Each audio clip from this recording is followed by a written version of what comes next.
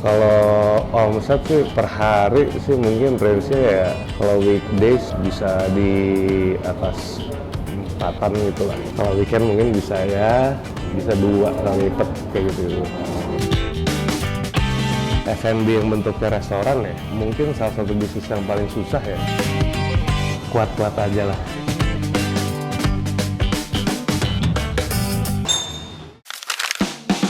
Nama gue Dave, biasa dipanggil Eca. Ini sekarang gue ngejalanin bisnis F&B khususnya di restoran Jepang.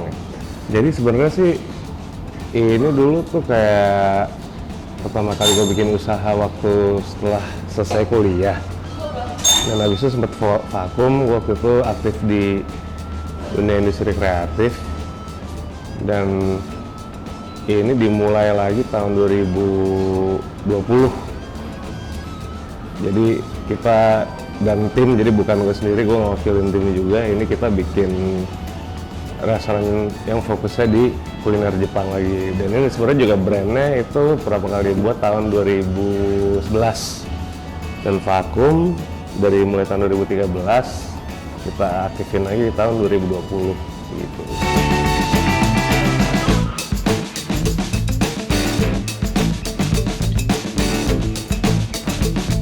Sebenarnya vakum waktu itu karena gue mau pergi ke Jepang saat itu. Karena kebetulan keluarga juga masih ada keturunan Jepang dan bentuknya kayak gini nih. Masih ada nenek gue orang Jepang asli, jadi itu juga mungkin salah satu latar belakang gue kenapa preferensinya akhirnya kuliner Jepang. Karena kebetulan juga dari kecil gue udah terbiasa sama opsi-opsi kuliner Jepang, dan itu ya akhirnya kita coba untuk dikomersialkan gitu.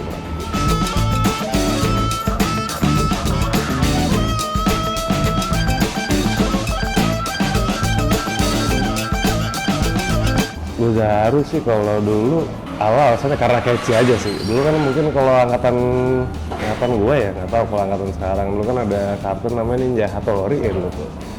Dan emang kan kebetulan kita semua juga hobi baca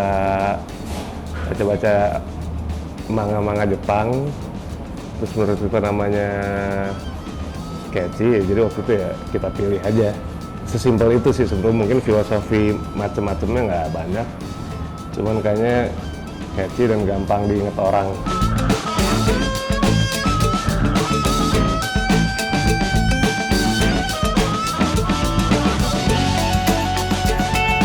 Sebenarnya kondisinya waktu dulu awal bikin sama sekarang agak berbeda ya. Kalau dulu tuh paling fokusnya cuma nggak gimana kita bikin produk yang enak, terus ya udah.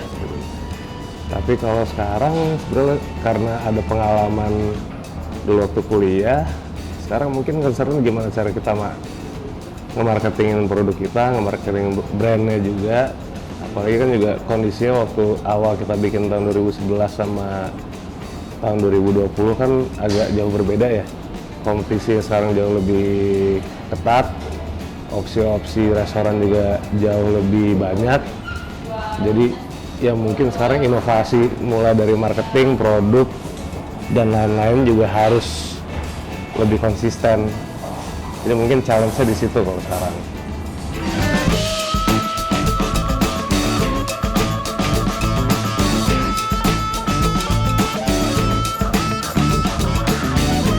Kalau cabang sih sebetulnya kemarin kita ada 3, cuman ini kemarin kita ada bermasalah di tempat, dan ini rencananya kita akan mau bikin lagi di beberapa tempat, mungkin di daerah area Tangerang dan Tangerang Selatan sih.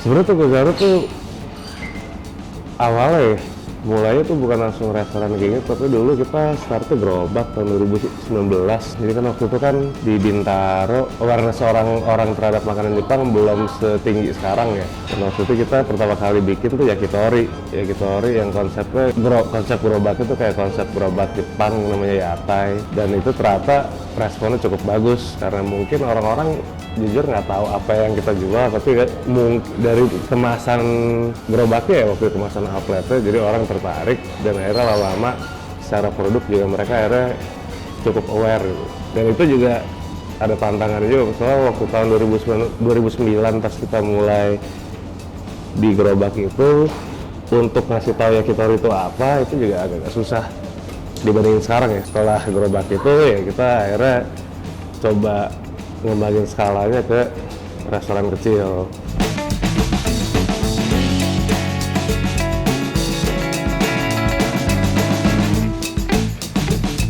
Modal awal macam-macam sih, beda tempat itu beda modal ya, tergantung, cuman kisarannya mungkin di atas 300 ya amannya, tapi itu juga untuk skala kecil kurang lebihnya ya, itu belum termasuk sama operasional, OPEX, itu mungkin lebih kayak biaya setup aja, dan itu emang masih relatif kecil. Itu juga karena kita baru mulai, itu kita banyak ngakalin di biaya setup, jadi ya range-nya segitulah kurang lebih.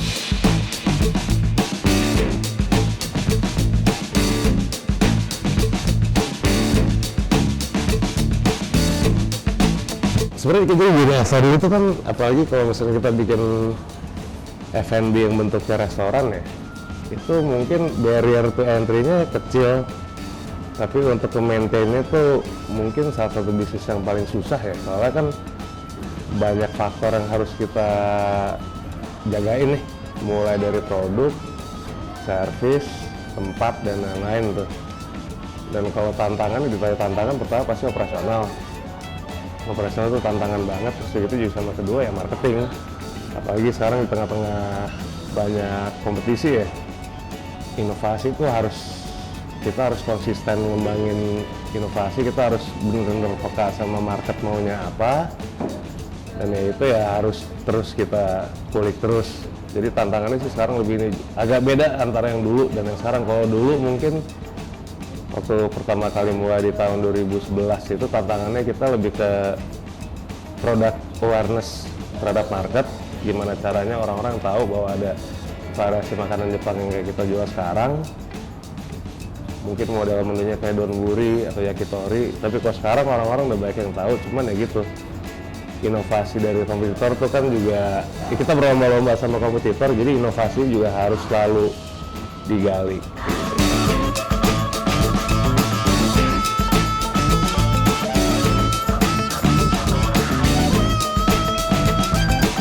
Kalau omset per bulan kita variatif ya, tiap outlet gue waktu itu. Per hari sih mungkin range-nya ya, kalau weekdays bisa di atas 4-an gitu lah, kurang lebih. Kalau weekend mungkin bisa 2 kali lipat kayak gitu.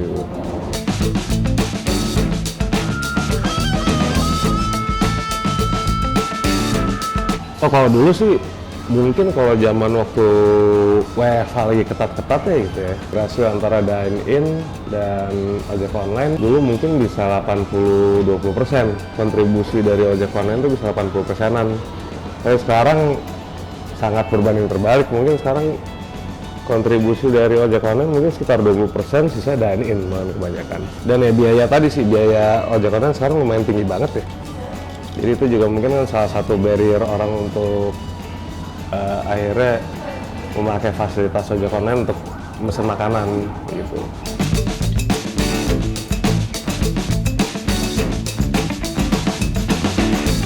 Kalau produk Buzaru yang paling laris, sebelum kita ada satu produk namanya chicken nanban.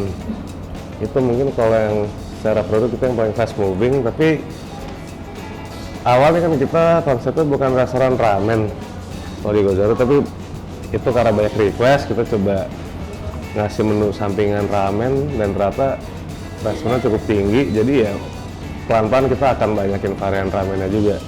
Yakitori juga salah satu produk yang paling fast moving juga sih kalau di Buzaru ya.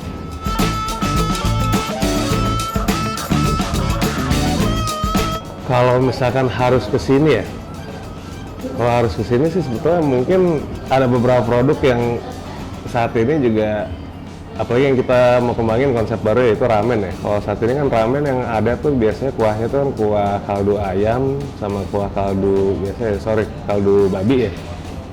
Dan ini kita lagi ngembangin kuahnya kaldu sapi, dan itu sendiri juga masih cukup jarang.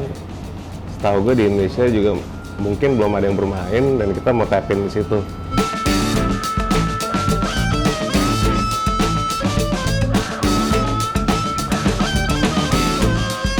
Jadi kita sih sebetulnya pengennya ntar berkembangnya ke bisnis secara konsep ya, kita akan berkembang ke fast food. Jadi kita selalu mikirin caranya, inovasi gimana cara pelayanan itu jauh lebih cepat, terus udah gitu juga servis jauh lebih bagus, khususnya lead time untuk penyajian.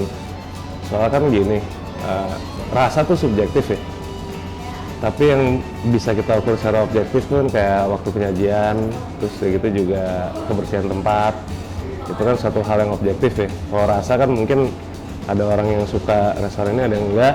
Jadi ya untuk kedepannya sih kita pengennya emang bikin chain fast food yang SOP-nya cukup baku dan waktu penyajiannya cukup cepat kayak gitu.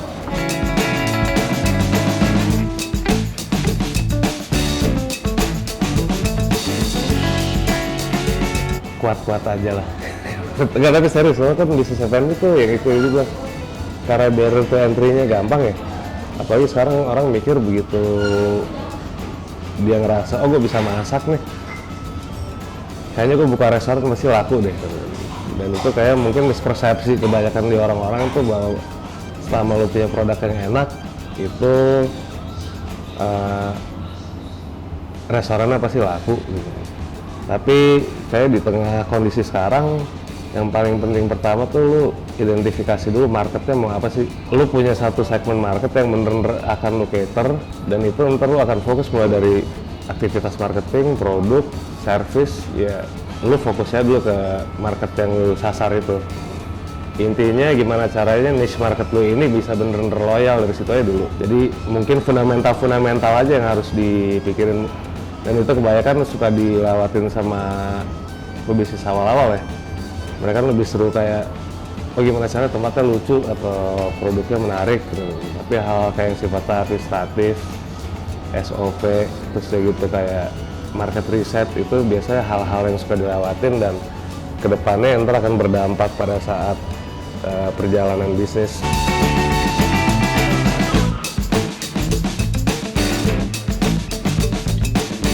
Kalau sekarang sih kita ya bisa via ojek online ya. Cuman mungkin juga sekarang jadi tantangannya sendiri kalau di ojek online beda sama pandemi, karena orang udah bisa dine in, jadi mungkin sekarang preferensi orang mendingan, apalagi kalau kayak weekend, mendingan jalan-jalan keluar, mereka ya mau makan di tempat langsung. Plus juga kayak kan sekarang biaya untuk ojek online kan jauh lebih tinggi ya. Jadi ada perubahan behavior lagi nih. Makanya itu juga mungkin salah satu challenge tadi, tambahan juga. Ini kan kita setelah pasca pandemi dan apalagi di era digital sekarang, perubahan market tuh begitu cepet gitu. Jadi kayak emang harus bener-bener responsif sama sekarang market maunya apa, perilaku kayak gimana, dan ya itu ya yang kita coba adaptasikan terus.